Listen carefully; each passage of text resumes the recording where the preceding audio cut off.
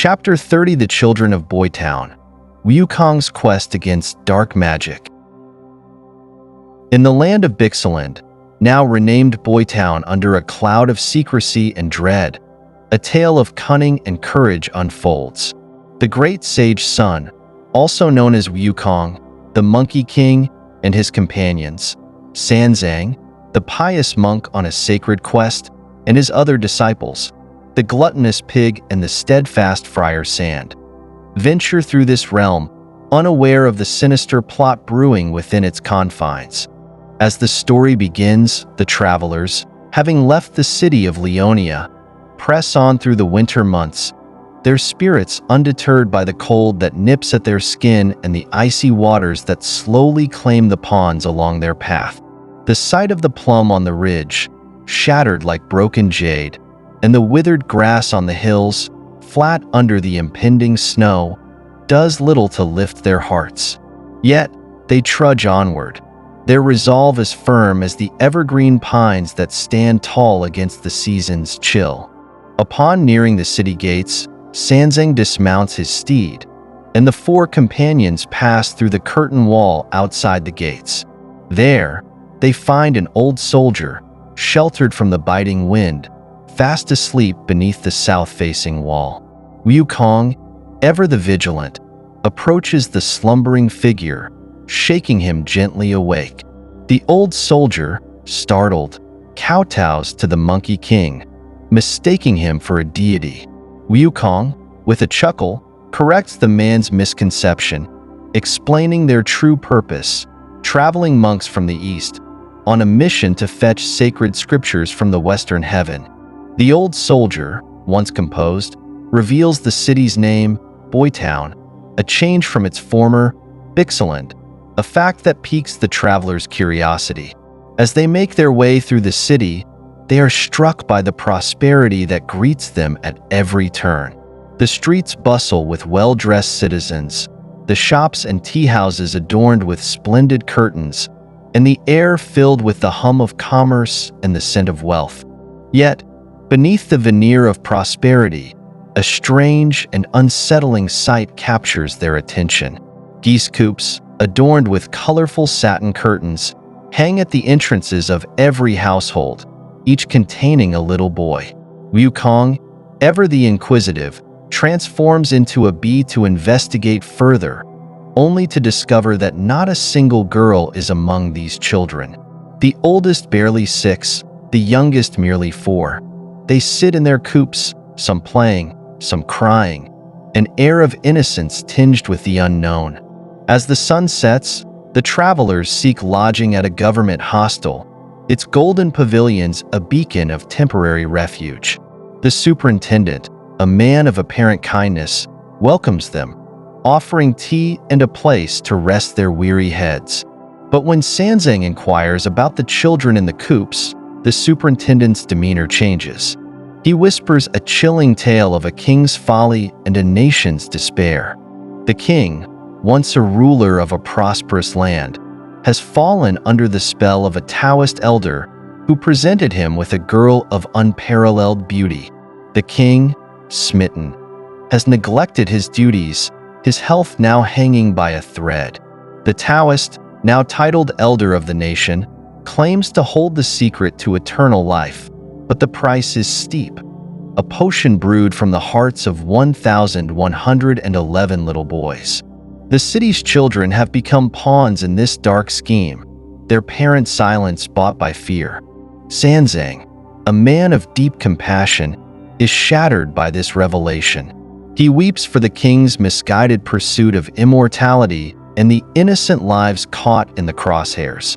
His disciples, Pig and Friar Sand, offer words of caution, reminding him of the importance of their own mission and the futility of mourning for those not of their concern. But Wukong, ever the protector, vows to intervene. He plans to save the children and confront the evil that has taken root in Boytown. With his magic, he summons the city's deities, enlisting their help to whisk the children to safety.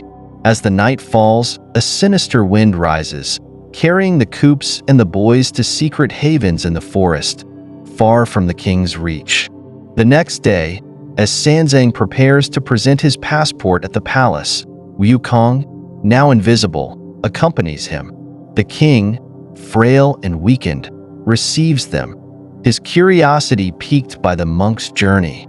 The elder of the nation, a man of arrogance and deceit, enters the hall, his presence casting a shadow over the proceedings.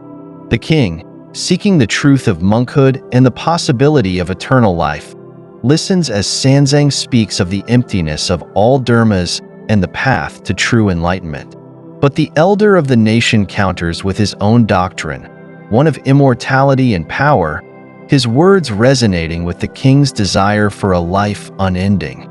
As the audience concludes, Wukong, ever watchful, learns of a new, even more nefarious plot. The elder of the nation has set his sights on Sanzang, believing his heart to be the ultimate adjuvant for his elixir of life. The king, blinded by greed, orders the city's guards to capture the monk and bring him to the palace. The crafty monkey, who, sensing the urgency of their situation, instructs Pig to mix up some mud. Pig, with his rake in hand, loosens the earth and, without daring to venture out for water, creates his own liquid from within his garment. The result is a lump of foul-smelling mud, which Monkey flattens and molds into a mask resembling his own face. With a spell and a magic breath, Monkey transforms the venerable elder into his own likeness, while he himself takes on the appearance of the Tang priest. As the impostors stand among them, even Pig and Friar Sand are unable to discern the true from the false. The royal guard, alerted by the sound of gongs and drums, surrounds the hostel, their spears and swords a forest of steel. A royal aide enters, seeking the reverend from the Tang court. The superintendent of the hostel, on his knees, points to the guest room where the elder is supposed to be. The aide finds the imitation Tang priest and requests his presence at the palace, to which the impostor inquires about the king's intentions. The aide, seizing the opportunity, grabs the impostor and leads him to the palace, surrounded by the royal guardsmen. At the palace gates, the unit gate officer is informed of the Tang priest's arrival, and the king orders their entry. The imitation Tang priest, standing alone amidst the kneeling officials, is addressed by the king, who speaks of a chronic illness plaguing the kingdom. The king explains that an adjuvant is needed for a prescription provided by the elder of the nation, and they require the Tang priest's heart for this purpose. The imitation Tang priest, with a clever response, reveals that he has many hearts and inquires which one is desired. The elder of the nation, standing beside the king, demands the black heart. The imitation Tang priest agrees, and with a knife, he cuts open his chest, only for a multitude of hearts to spill out, each representing a different aspect of humanity, but none are black.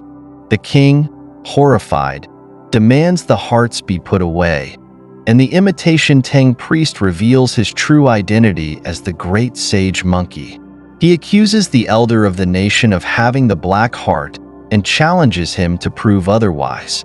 The elder, realizing his deception has been uncovered, attempts to flee, but Monkey gives chase, and a fierce battle ensues in the sky. The fight rages on, with Monkey's as-you-will cudgel clashing against the elder's dragon-headed staff.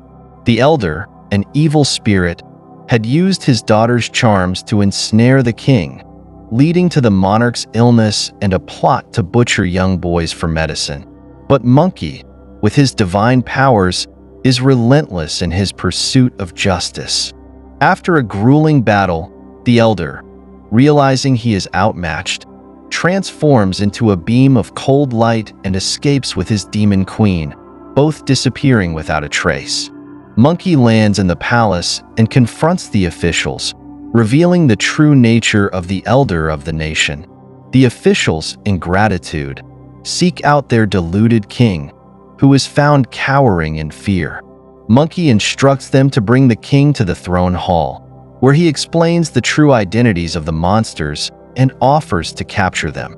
The queens and concubines, desperate for the elimination of future threats, plead with Monkey to use his powers to destroy the demons. Monkey and Pig set off in pursuit, guided by the local deity to the Pure Splendor Cave on Willow Hill. There, they find the Elder and his demon queen lamenting their thwarted plans. Monkey challenges them, leading to another intense battle.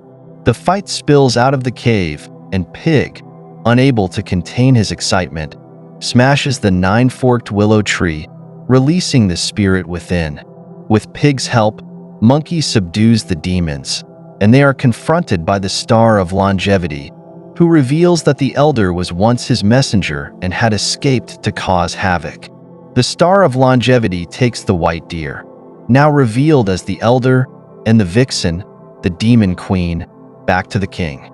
The king, overwhelmed with shame and gratitude, thanks Monkey and his companions for their heroic deeds. A grand feast is prepared in their honor, and the Star of Longevity shares the secret to longevity with the king, offering him 3 jujubes that cure his illness and pave the way for his immortality.